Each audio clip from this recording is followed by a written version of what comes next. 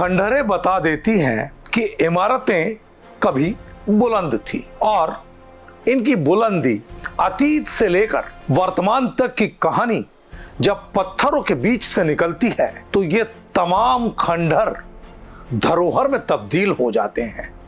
जी हां, आज विश्व धरोहर दिवस है। हम आज के मुद्दे में बात करेंगे भारत की समृद्ध सांस्कृतिक विरासत और धरोहरों पर। नमस्कार, आचरण के साथ मैं हूं टीएन मनीष। भारत की समृद्ध सांस्कृतिक विरासत और धरोहर स्थलों की एक ऐसी यात्रा जो अपने आप में अतीत का गौरव और वर्तमान की जिज्ञासाएं समेटे हुए है। भारत में कुल 40 यूनेस्को विश्व धरोहर स्थल है।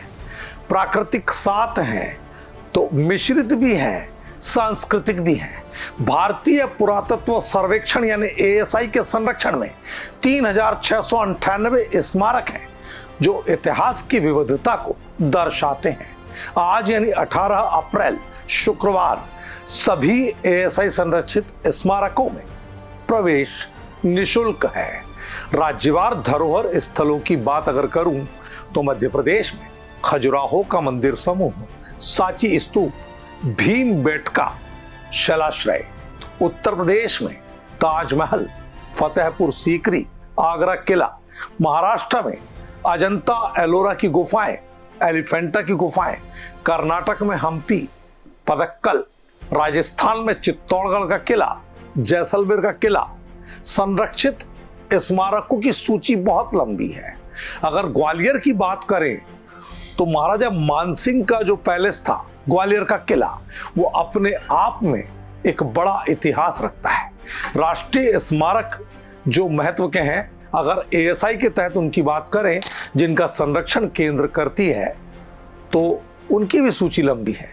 और राज्य संरक्षित स्मारक वो होते हैं जिन पर राज्य सरकार पूरी तरह से अपनी निगाहबानी रखती है।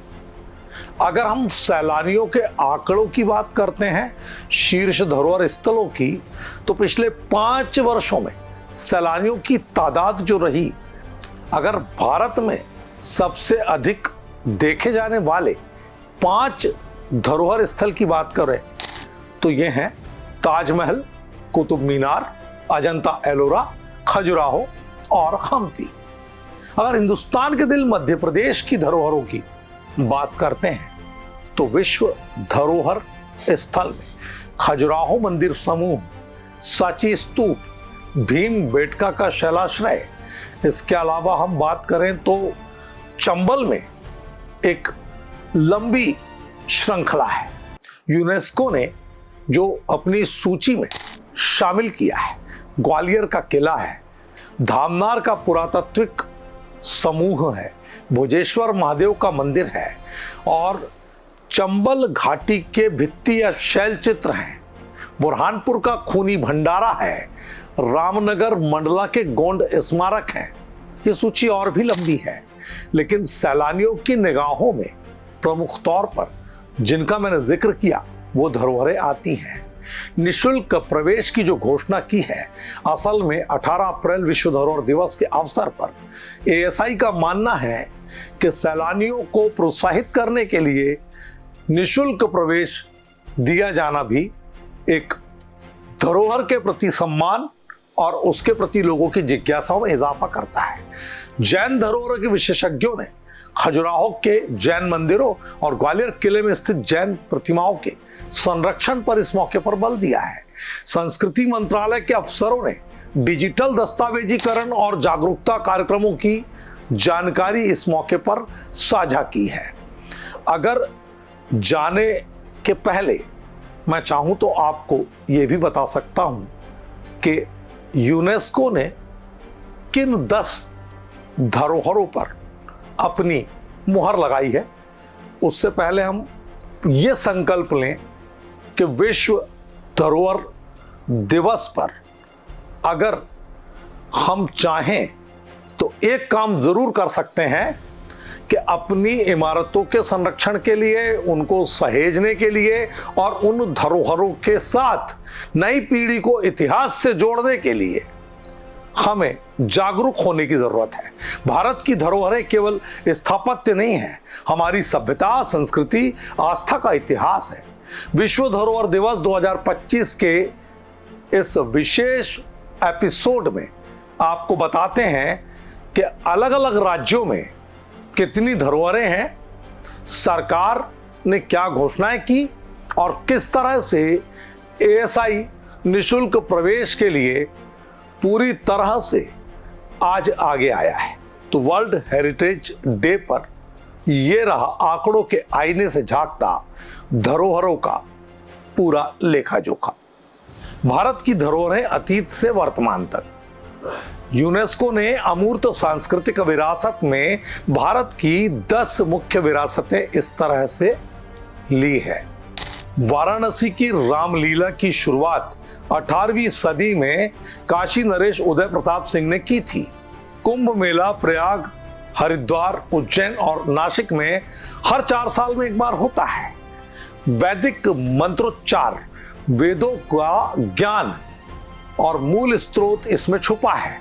हिंदू धर्म का पवित्र आधार इन वेदों को माना गया है।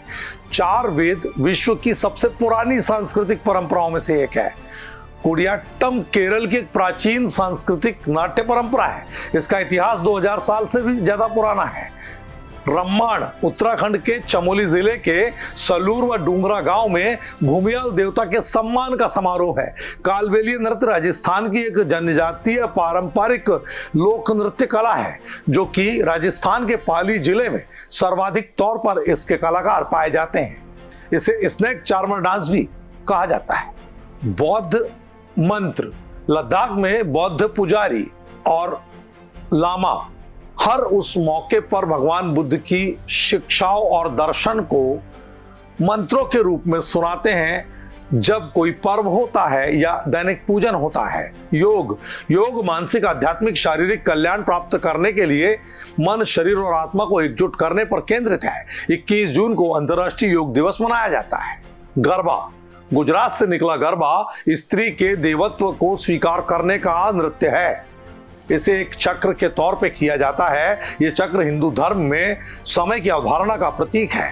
अन्य अनुष्ठानों की तरह ये भी नंगे पैर ही महिलाएं करती हैं। जंडियाला गुरु पंजाब के ठठेरों की पीतल और तांबे के बर्तन बनाने की कारीगरी दुर्लभ परंपरा है। कारीगर तांबा, पीतल और अन्य मिश्रित धातुओं का उपयोग करते हैं जो सेहत के लिए भी काफी लाभदायक होते हैं। तो ये थी 10 वो अलग अलग सांस्कृतिक विरासत जिन्हें सम्मान मिला है। तो आज का विश्व धरोहर दिवस पर तमाम जानकारी समेटने की कोशिश करता एपिसोड यहीं तक। अगले एपिसोड में एक नए मुद्दे के साथ आपसे फिर मिलेंगे। नमस्कार। देश दुनिया की सभी खबरें देखने के लिए जुड़े रहिए आचरण न्यूज से। आचरण न्यूज, हर कदम आपके साथ।